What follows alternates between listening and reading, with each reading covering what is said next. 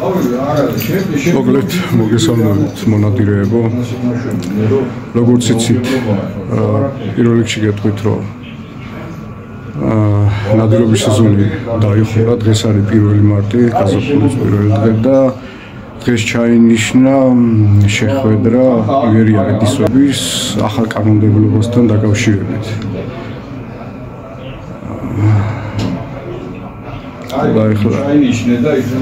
შეკრებილები ვართ და მალე დაიწყება მალე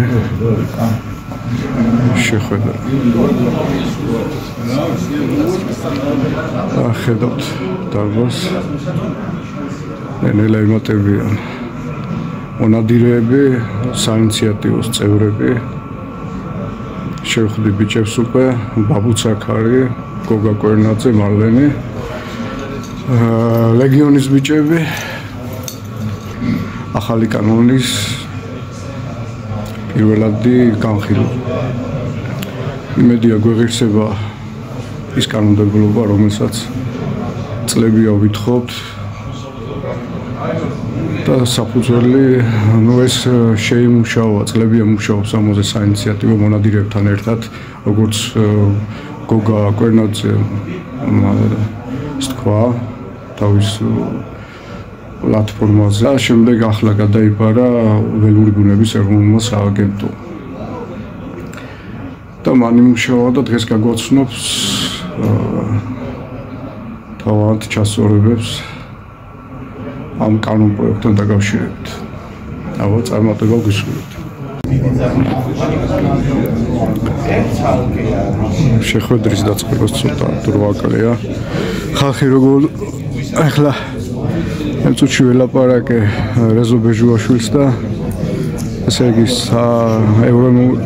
ეროვნულ ბიბლიოთეკაში იყო ჯერ დაანონსებული შეხვედრა და რადგან აქტივობა ახლა ყოველთვის ესე ხომ სოციალურ ქსელებზე გოგა კვერნაძე.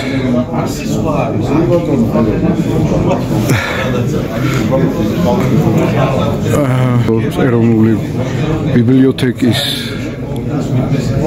დარბაზი ვერ დაიტევდა და შემდეგ ივერია რედისონში მოხდა ისევ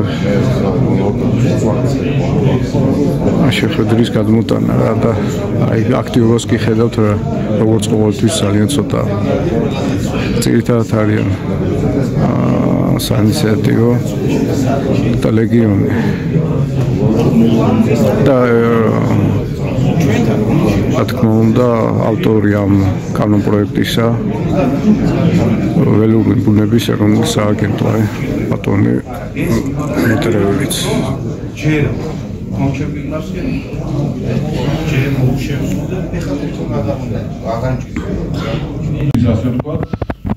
ფინანსი კიდევ კორექტირება ან რისკმამიდა დოგმა არ აქვს არაფერი. გვინდა ახლა საუბარი საკითხის დასმა, პირადად მე დავსვამ კითხვებს როგორ ჯობია, იმიტომ რომ რაღაც საკითხებია, რომელიც გადასაწყვეტია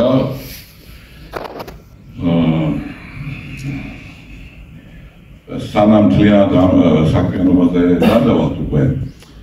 მე მინდა გასწავლოთ გვეცება ჩვენი თხოვნით ბატონი იური ნოზაძე, მინისტრის მოადგილე, ბატონი კარლ ვამერგულაშვილი, ბიომრავალფეროვნების და სატყეო დეპარტამენტის უფროსი.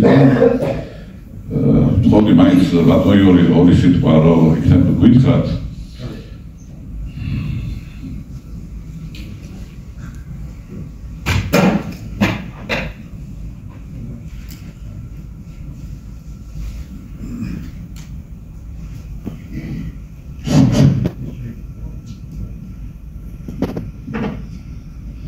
მოგესალმებით ყველას.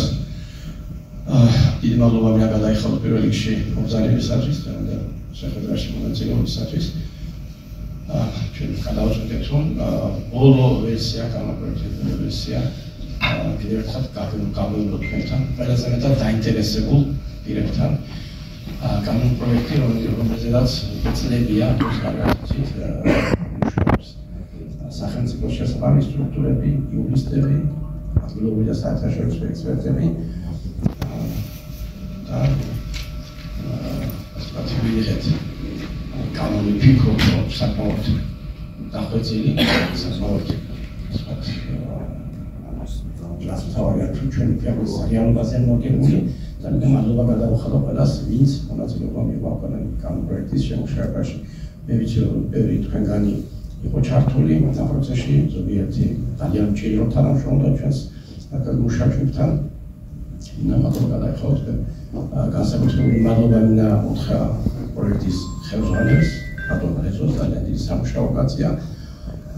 ასევე ბატონ კარლოს კოლეგას, მის გუნდს, ყველა წევრები და ყველა წინააღმდეგ გავლის მათ დეპარტამენტთან. ასე რომ ვფიქრობ, რომ კანონი მზად არის, დღევანდელ შეხვედრაზე ჯვარი იქნება ძალიან, ასე ვთქვათ, ესეთი მნიშვნელოვანი შენიშვნები გადავკავშირების დასამტკიცებლად. და ასე აღნიშნო, რომ ამ კანონ პროექტს იმუშავებს და უსწრებს არანაკლებ მნიშვნელოვანი კანონი, ბიომრავალფეროვნების შესახებ,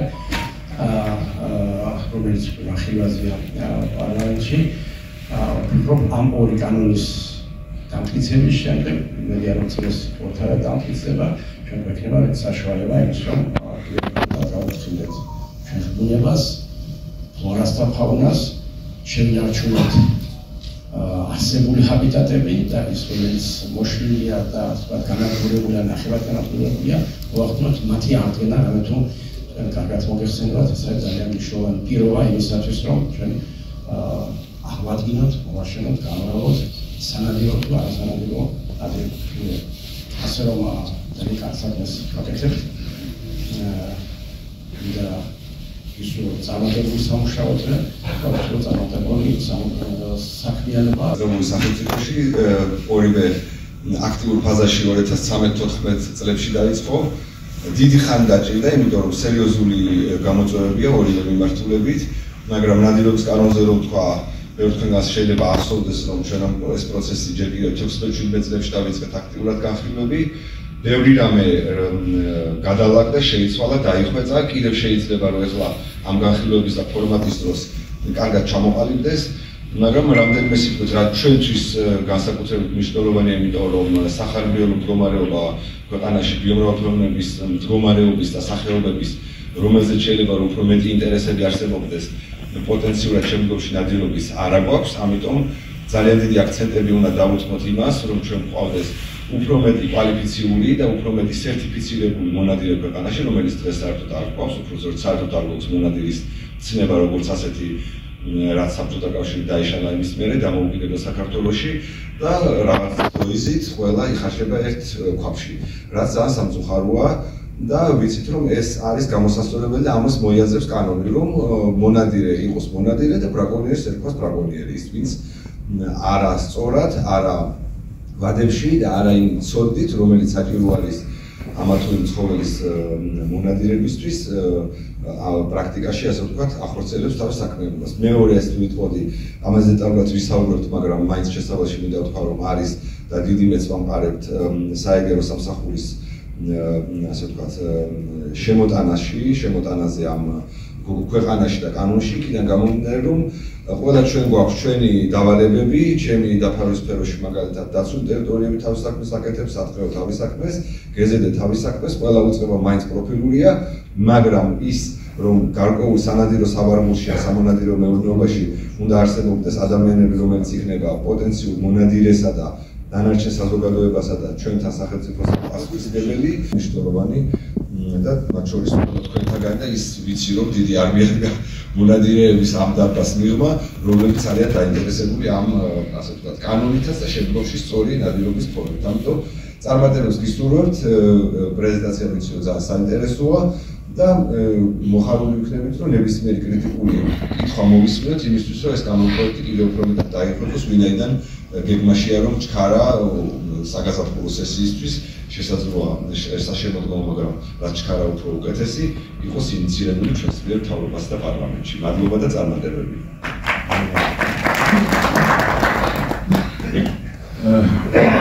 ესე იგი გადავიდეთ უშუალოდ ეს თემაზე. მე მინდა ხაზი გავუსვა, რომ აბსოლუტური საშუალება გვაქვს გამოთქვა ჩვენი აზრით და შევიტანოთ ცვლილებები. რაც შეეხება თვითონ კანონს, მოდი ესე ვთქვათ, არის მიახლოებით 50 გვერდი.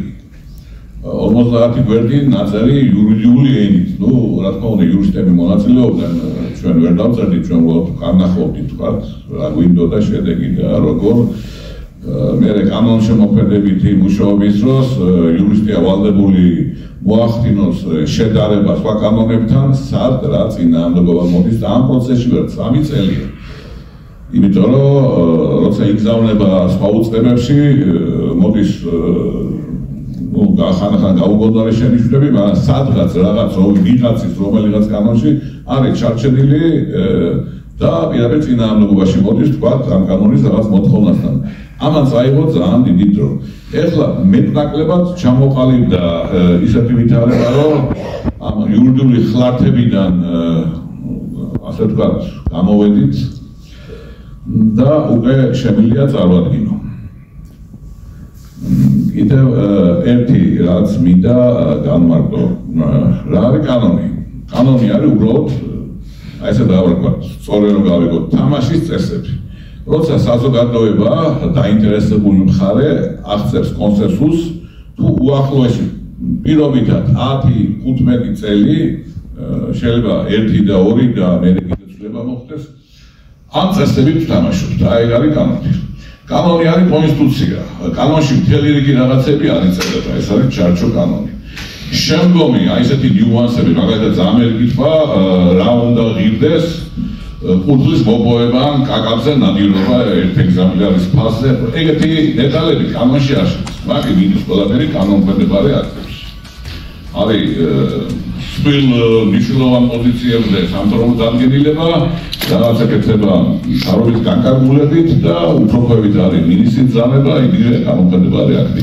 რეგულირება, რეგლამენტი ეს ყველაფერი კანონში ჯობი არ შევიდეს, იმიტომ რომ კანონის შეცვლა უფრო ძნელი პროცესია. წარმოიდგინეთ, უნდა გაიაროს ის მთელი ეს წრე, ხოლო მთავრობის დადგენილებაში ან მინისტრის ბრძანებაში ცვლილება შედარებით ადვილია. თუ ისეთი კანონი ამყარებს, რომელიც ხელს არ უშლის რაიმე ლოგიკურ სურვილს. დავიწყებ მაშინ ახლო წარსულიდან, აქ დარბაზში შემთავრებას ვიღათ, რომ ალბათ ნახევარზე მეც ახსოვს როგორ იყო უწინდა რა გაფუჭდა. ეს ძველი დრო ვიცით იყო მონადირეთა ეროვნული გაერთიანება, ერბა კავშირი, ზოგ ქვეყანაში ყია ასოციაცია, ზოგ ფედერაცია, მონადირეთა რაღაც გაერთიანება იყო ყოველ შემთხვევაში და იყო ერთ-ერთი მთავარი მექანიზმი, რომელიც წესრიგს იცავდა ნადირობაში, ამ სფეროში. ეგრეთ წოდებული გოსნახოთ ინსპექცია, ალბათ გვახსოვს. სამონადირო ინსპექცია, რომელსაც მაგალითად ჩიგა ჭირით ვემალებოდი და მეშინოდა და გავურბოდი, იმიტომ რომ შეგეფეთებოდა და ტოფის აღქვა ხან-ხან გარანტირებული ქონდა. 1996 წელს საქართველოში მივიღეთ ცხოველთა სამყაროს შესახებ კანონი. გაუქმდა აი ეს ყველაფერი, ხოლო ცალკე მინისტრთა საბჭოსთან არსებული ნაკრძალების და სამონადირო მეურნეობების სახელმწიფო დეპარტამენტი მთლიანად გახდა დაცული ტერიტორია და აქცენტი გაკეთდა ვითომ, რომ უნდა შეიქმნას სალიცენზიო სამონადირო მეურნეობები და აწი ისინი მიხედავენ. კი ბატონო, ეგრეა. ბევრ ქვეყანაში ეგრეა. მაგრამ ამას ძალიან დიდი დრო უნდა და ფული. არც ერთი საშუალებაა ჩვენ ქვეყანაში, არც მეორესი. ამიტომ მივიღეთ ის შედეგი, რაც მივიღეთ. მაგალითად არის ჯგუფები, რომელსაც აქვს სალიცენზიო სამონადირო მეურნეობა, მაგრამ მე მინდა გითხრათ, რომ ალბათ თავში უნდა მეთქვა. ჩვენი შეხვედრა მოდი შემოგთავაზებ წავმართოთ ეგრე. გავივლი ამ პრეზენტაციას, შემდეგ დავბრუნდები უკან იროსლავი სლაიდზე და კონკრეტულ კითხვას დავსვამ, რას ხედავთ მისაღებს, რა გონიათ მიუღებელი, ან რა გონიათ როგორ ჯობია. ეხლა როცა საუბარია რომ მონადირე რეგისტრირებული თუ დავითვლით ათლარიან გვითებით არის 42000 და სავარაუდოდ კიდე 150000 არ არის რეგისტრირებული, იმიტომ რომ განაყენებელზე არ ნადირობს თქვა. თუ გავიხსენებთ მომკავშირის სტატისტიკას, რომ იყო 70000-ზე მეტი მონადირე საქართველოში. მაგრამ იმასაც გავიხსენებთ, რომ ნაწილი შევა ემიგრაციაშია წასული. ოშტოში რაოდენობა დიდია, ეხლა შეუძლებელია გინდა 40000 კაცი, გინდა 10000 კაცი ისაუბრო. მაგრამ ფიქრობ, რომ იგივე პრინციპი და როგორც არის თქვა exit poll-ი, ხო? არჩევნებზე 2 მილიონი ადამიანი მონაწილეობს და გამოკითხვა ხდება 1500 კაცის და ტენდენციას ხედავ, მე მივხვდით. ასევე ჩვენი ასპაციანი დარბაზი და აქტიური ჯგუფები აბსოლუტურად საკმარისია ტენდენცია დავინახოთ და დავითვალისწინოთ, რა. ამიტომ ესე შემოგთავაზებთ. გავივლით ახლა ამ ორიენტაციას ბოლომდე, მე მოგვუნდები საერთოდ გავიაროთ, კითხვებს დავსვამ, შეგვიძლია პატარა მე შესრულება გავაკეთოთ და მე დავიწყოთ გამათი. კითხვა-პასუხის რეჟიმში გავაკეთოთ ეს ყველაფერი. გარდა მაგისა აუცილებლად მინდა შევეხო წყალწუა ფრინველებთან დაკავშირებით სეზონის დასრულებას და ამ პრობლემას, რომელიც ყველას ვაწუხებს, მეც ვაწუხებს. იყო დრო მე ვნადირობდი მარტში და ეხლა ვერ ვნადირობდი, მეც მაღიზიანებს პირდაპირ გეტყვით, მაგრამ ეგ პრობლემა სამართლებრივად წარმოიშვა, აგიხსნით რამ წარმოიშვა და იმასაც ავხსნი, როგორ შეიძლება გადავლახოთ და რა უნდა გავაკეთოთ და გადავლახოთ. ცლად გეტყვით ბოლოში, მაგრამ მოკლედაც გეტყვით ეხლა. კანონს თუ მივიღებთ, ეს გვეხმარება ამ პრობლემის გადალახვაში მარტივად. დავუბრუნდები მაშინ თქვენი ნებართვით. საადირო მეურნეობების სალიცენზიო აცი მოხდება მათი წინასწარი პროექტირება და შემდეგ აუქციონზე გატანა. აქამდე დღესდღეობით როგორ არის გეტყვით, ჯერ კიდე ეს კანონი მუშაობს, რომ მოიწერება ვიღაცა, მინდა ამ ტერიტორიის საადირო სალიცენზიო მეურნეობა დაღება, ზოგადად წერია გავაკეთებ ამას და ამას, შემდეგ ეს ჩამოიდგენს ყველა სააგენტოს დეპარტამენტს, მაგალითად საწყეოს დაცული ტერიტორიები ჩვენთანაც მოხდება გარემოსრულ სააგენტოში, თუ არავინ არა წინააღმდეგი, მოკლედ ჩაინიშნება აუქციონი და გამარჯვებულს აუქციონზე ეძება 1 წელი, რომ წარმოადგინოს მართვის გეგმა. ანუ რას გააკეთებს? ესე იგი, სახელმწიფო იძახის, რომ ჯერ გაძლევ, აი ეგრე იყო 96 წლის კანონიდან გამომდინარე. და მერე გეკითხები რას გააკეთებ. ამას წარმოშვა ის, რომ ვერ იმუშავა ბერმა სალიცენზიო მეურნეობამ, მარტო ეს ზოგიერთები ერთიზე ჩამოსავლია, რომ მოდი ახლა ხოხობს კაკავს გაუშვებ, დამატებით შემოსავალი იქნება, თანამხლად ფართობია, ამ მეწვინადირებს შემემორები და გამოირკვა, რომ 96 წლის კანონი მაგის საშუალებას არ იძლევა, იმიტომ რომ ეს კანონი ძველი გულისხმობს, რომ ლიცენზიის გაცემა შეიძლება მარტო ტყის ფონდში. და 2011 წელს ტყის ფონდიდან ამ 2 წელს ყველა მინდორი მოაშორეს, გადაწეს სოფლის მეურნეობას. ნუ მივიღეთ აბსურდული სურათი. ცხოველი ძირითადად ცხოვრობს ტყის პირას მინდორში, ძირითადად უხუცია ნადირობს მინდორებში, დილა და საღამო მინდორში, ღამე გამოდის მინდორში და იქ თუ მოკალი შეიძლება პრობლემა შეგიქმნას. იმ კანონით ეგეც აბსურდია. ამიტომ დავუშვით მეორე ვარიანტი, ეს სიახლეა კერძო ლიცენზია.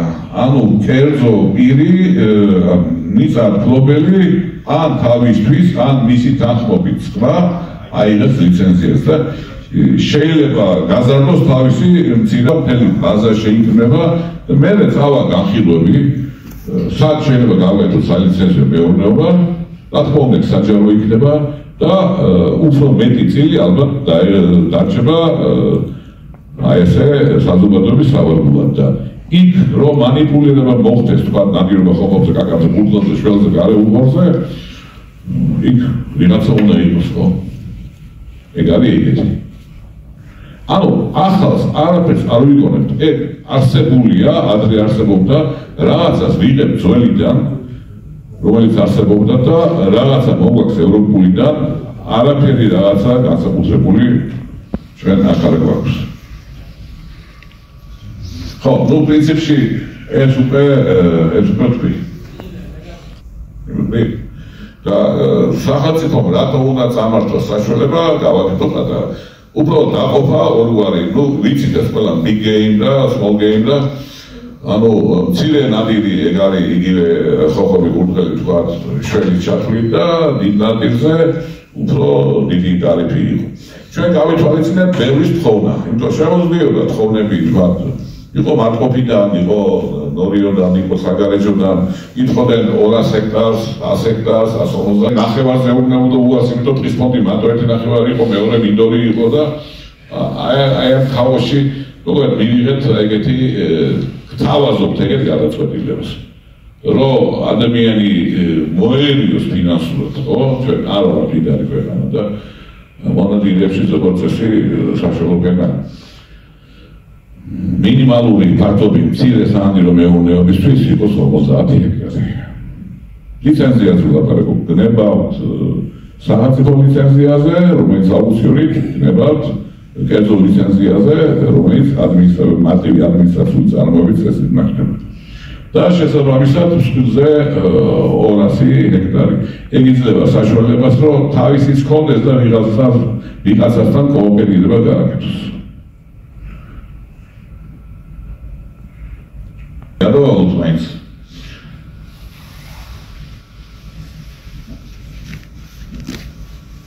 მაგალითად აი მესამე წერტილი და პუნქტი საზოგადოების სავალდებულოში ადგილობრივ სახეობაზე ნადირობა არა გადამფრენზე დაუკვირდით შესაძლებელი იქნება იმ შემთხვევაში თუ ფლობს კანონით დადგენილ უნიკალურ ნიშნებს მქონე სპეციალურ ლუქს ფლობს ამას აუხსნით შემდეგ სლაიდზე.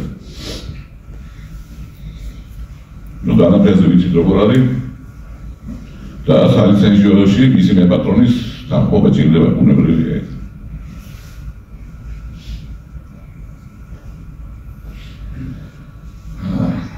ევროპაში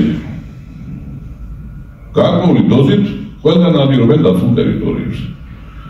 იქ არადებს ეგეთი გაუგონარი ტაბუ როგორც ჩვენთან.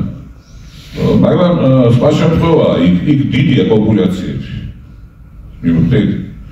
ეხლა ჩვენ როგორც ხედავთ, დაცვის პოპულაცია და აღმოსავლეთ ანუ ეწოდებული დაღესტნური ჯგუფის პოპულაციაც, იმიტომ რომ გადამფრენზე ნადირობთ, იმას არც ვიხდით. გასება B კატეგორია, რომელსაც დაშვება ექნება კარაბინით ინადიროს და ადგილობრივ სახეობებზე ინადიროს. პლომბის შეძენის შემთხვევაში ვთქვათ, ადგილობრივ სახეობებზე ინადიროს. ნუ C არის ბაზიერი, ბაზი, გასაგებია რაც არის. ნუ რა თქმა უნდა, ეხლა თუ ვაბრუნებთ ამ სისტემას, როცა არის ეგერი, ეხლა ვიღაცამ დაარღვია, შეუჩერებს ან ჩამოართმევს და შემდეგ ხდება ეგეთი რამე.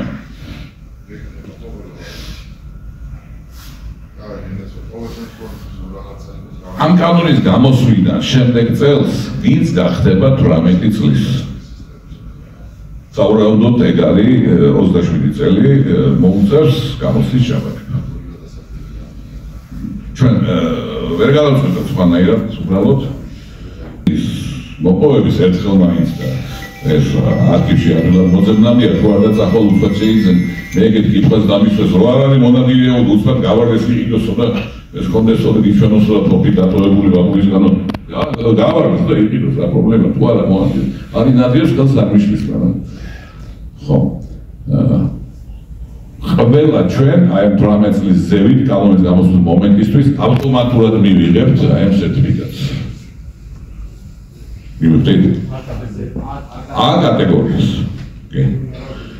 იმიტომ ნადირობით რა და ეხლა ვინვატარო გამოცდებს შარშანწინ პრემიერთან იყო მაშინდელთან შეხვედრა და ერთ-ერთმა ასე თქვა ეკონომიკური გუნდის მინისტრმა იკითხა რატო ასე გამოცდოთ ხო მეთქი როგორ ვატარო რა საკზე შეუწყვიტო დაწყების ასაკი არის ოფიციალურად სამართლებრივად 18 წელი არის სრულწლოვანი და ახლა იქ ზევით სხვა ასაკი არის. ანუ აი ესე გადავწყვიტეთ რა, რომ არ გამოუწვიოთ არც ნებათა ხელოვები, არც ზედმეტი მოძრაობები, არც რა საჭიროა ხო? ავტომატურად. მაგრამ ვინმე თუ დაარღვია რაიმე, მოუწევს გამოსვლაზე გასვლა და ჩაბარება ამ გამოსვლაში. სხვა გამოსავალი არა. B კატეგორია ავტომატურად ყველა სასირე საკითხები დბეზე. აი როგორ ტეზია ეცით საუბარი, რაც უმრავლესობამ ალბათ ვიცით. ფოტოსურათები, მათ შორის როგორც თვითონ ვიზუალის სახეობის, ისე ნაკვალევი შეიძლება ხმა და ეს რა არის, ესეთი მარტივი რა და იმიტომ რომ თქვენ შეხვედრიათ ალბათ ტოფიანი კაცი, რომელსაც უთქვია რომ შველი ირმის შვილია და ნუკრი ირმის შვილი, ხო, შეხვედრიათ დარწმუნებული ვარ, ბევრჯერ შემოხვედრიათ. უარესები მომისმენია, კი ბატონო და საჭირო იქნება ამ შემთხვევაში ძალიან ისეთი კიდე რაღაცაც კლავს სვანე კოდალას და დიდი ჩიტი მოვყალი რა ჩიტია მეგობრები ხო ნუ დაჭირდება რა აი ესეთი მარტივი გამოცდა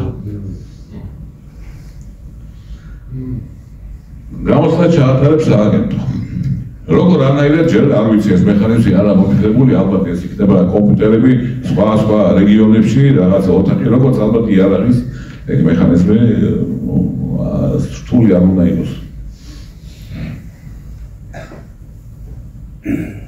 ნადიობის დასმით დარღვევა შეიძლება. ეგრე სხვა შემთხვევა მას 30 საკითხი არ შეგვიძლია მას მოუწევს 1500 სირეს საკითხში გამოცდის ჩაბარება. მან ყველაფერი უნდა იცოდეს. და კიდე პლუს თევზჭერაზე და ზიანზე. მერქნული რესურსი.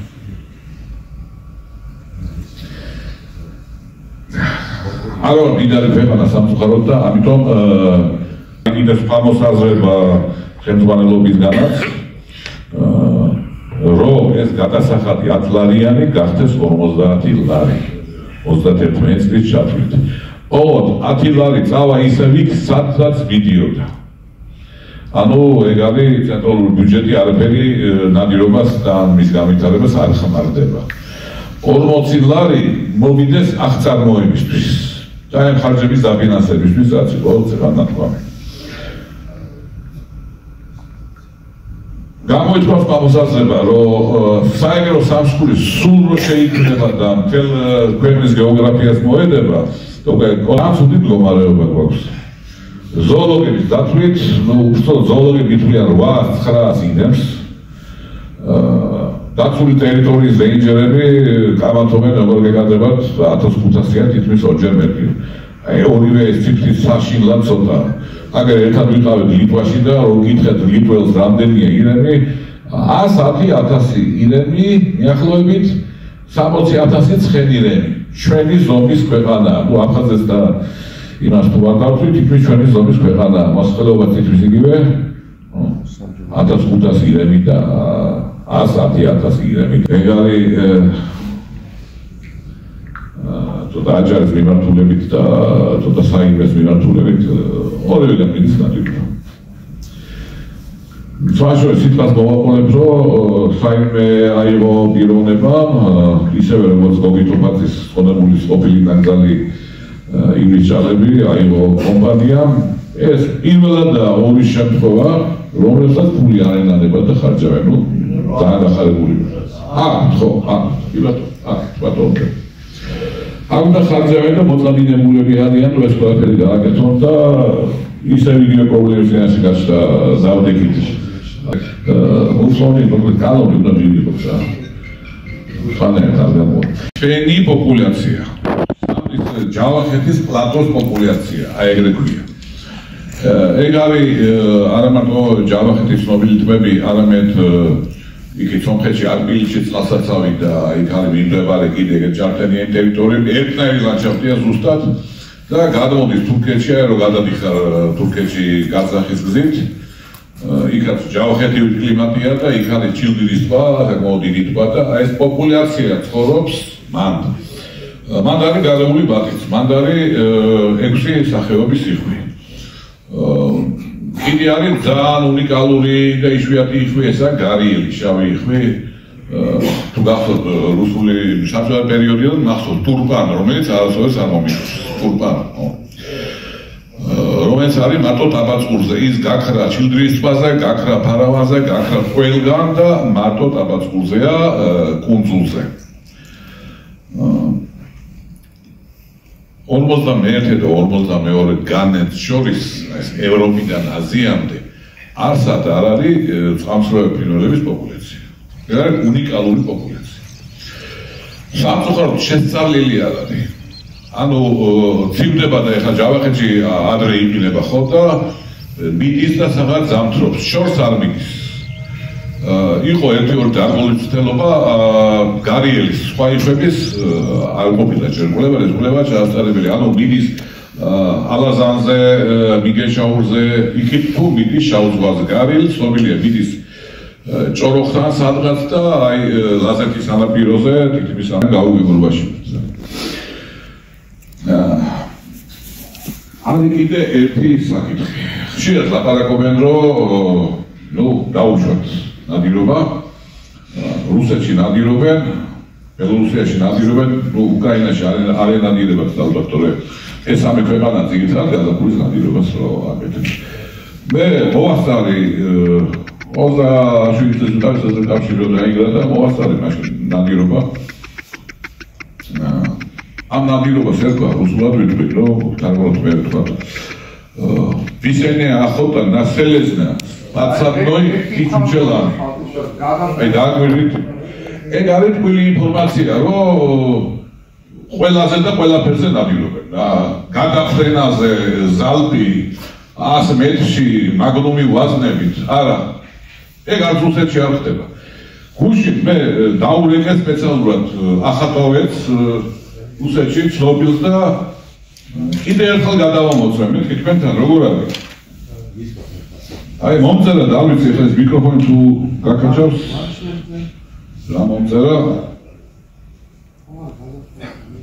ანუ ჩუჩერებთან, პიტულებთან რო დაგიჯდება მამალი იხვი, ის უწყვილოდ დარჩენილია, მიხვდით? და იმაზე სროლა ამიტომ დაშვებული. ყოველთვის მეტია, პლანეტარიანი, რომ ამ შემთხვევაში ევრაზიული გზებს აუღარებს. ხო, შელეძენ.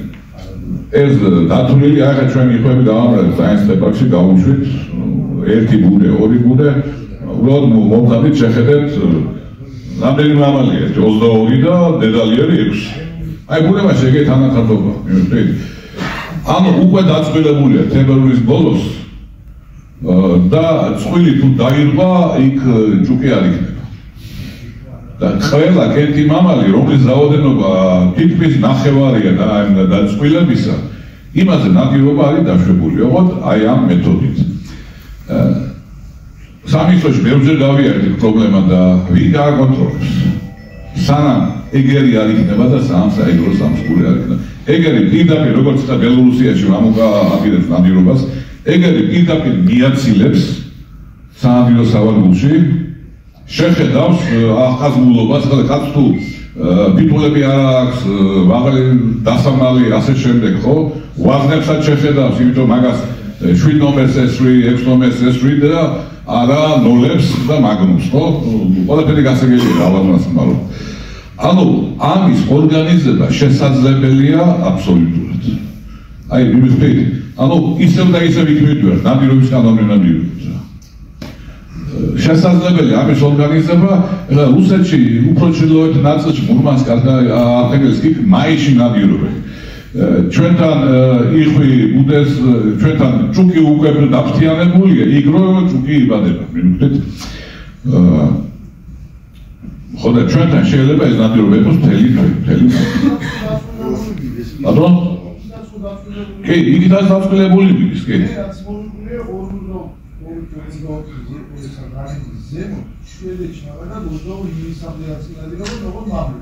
კი ბატონო. კი, კომუნისტების დროსაც ხო ასე იყო, მამალზე იყო. ეს ის პოპულაცია ვიდევია ერთმანეთს. ნადირობენ იმიტომ რომ იქ იმაში რაღაცა ქვია ფებრუარში ვერ ინადირებენ, თუ არა.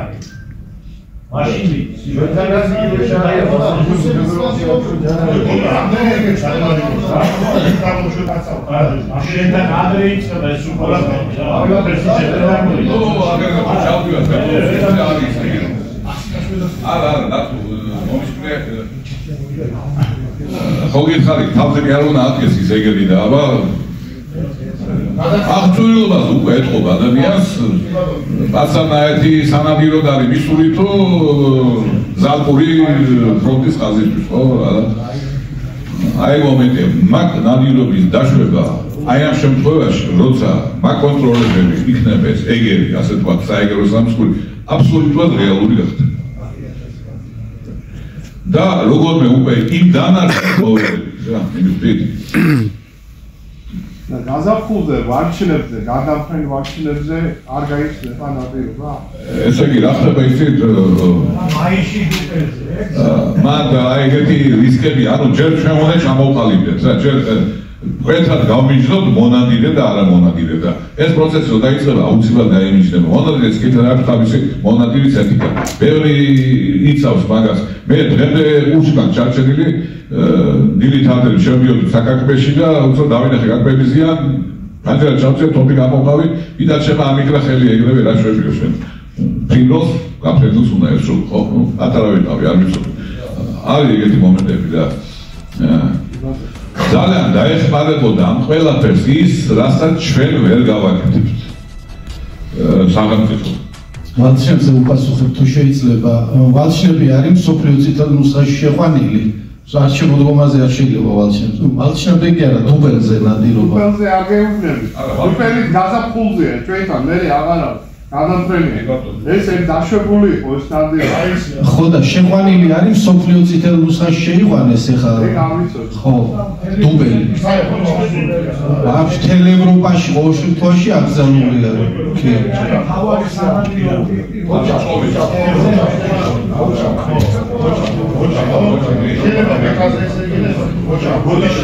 ბეკასი, გარშლები, ხისგანთამი შეიძლება.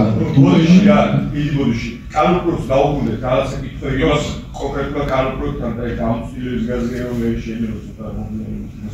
აი სლაიდზე გადავიდეთ, სადაც დიფერენცირებულია ეს სანადირო საორგულები, აი მაგასთან მოხსნილი და დავუსწრებო მაინტერესებს. ხო, აი ეს მეგობრებო არა შემდეგი კერძო აი ხო დიფერენცირება სადაც აქვს სამი სახეობის ისუა ხო აი ეს ხო სახელმწიფო სალიცენზიო სანადირო სტრუქტურა აი განსაკუთრებით დაბოლოზე მოხსნა ესე კერძო სალიცენზიო საორგულები ინდება კერძო საკუთრებაში არსებული მიწის ნაკვეთებზე შესაბამისი მესაკუთრის მმართველის განკარგული უფლებები სრული სტატუსის საფუძვლად ესე იგი რა გამოდის კერძო მიწის ნაკვეთები ფერცი რაიონი თქვა რა რომელიც არ გაყოფილი აბზით არაფერი ნაკვეთი და ნაკვეთი გადადიხარული მეპატრონების არის ესენი ვიღაცა პირი ნებისმიერ დაინტერესებული პირი რომელსაც უნდა მაგ ნადირობა რო ჩვენ მასში იყოს მივა ამადგენ აიგეთ თანხმობას წელიწადში რაღაცა თანხა შესთავაზებს რომ მოდი აჰაიდო სიტყვას 50 რა შემოგვცენ და სხვა რა შემოგვცენ ისიც ბედნიერი იქნება ამ უძს რო სხვა არ უნდა შემოგვცენ შეგვიძლია უსმიდო და გამოდის ის რომ ტრადიციული იქ საერთოდ აღუკვეთება შესაძლოა. აი ეს მითხარით ეს მექანიზმი აღარ კი ბატონო, ესე იგი უფრო წინ გვაქვს ჩვენ სავარგულების დადგენა, კლასიფიკაცია, ხო? ანუ წინასწარ დადგინდება ის, რომელიც არის მაღალი საზოგადოებრივი დაინტერესების სავარგულები. იმას დაედება წითელი ხაზი მოგესწრებით. არც ერთ შემთხვევაში ამ სავარგულებს მთელ საქართველოში გამოამჟღავნებთ, მივცემ ხოცს და წითელი ხაზი დაედება. არც ერთ შემთხვევაში მაგეთ სავარგულებში აღარ გაკეთდება ის ეს ხდება მუნიციპალიტეტების მიხედვით, კი ბატონო. მარნეულის რაიონი შეიძლება ჩაფურო არა. მთელი რაიონი არა. მთელი რაიონი არა, რა თქმა უნდა, მთელ რაიონში ხო არ არის. აი მაგათაც ალკაში დადო დამტირო ცხელზე ხო ვიცით სადაც უნდა მის ლამისა მთელი წალკის სოფლების ყალები ეგეთია. მან სალიცენზიოც ვერ გაკეთდება და კერძო ლიცენზიაც ვერ გაკეთდება.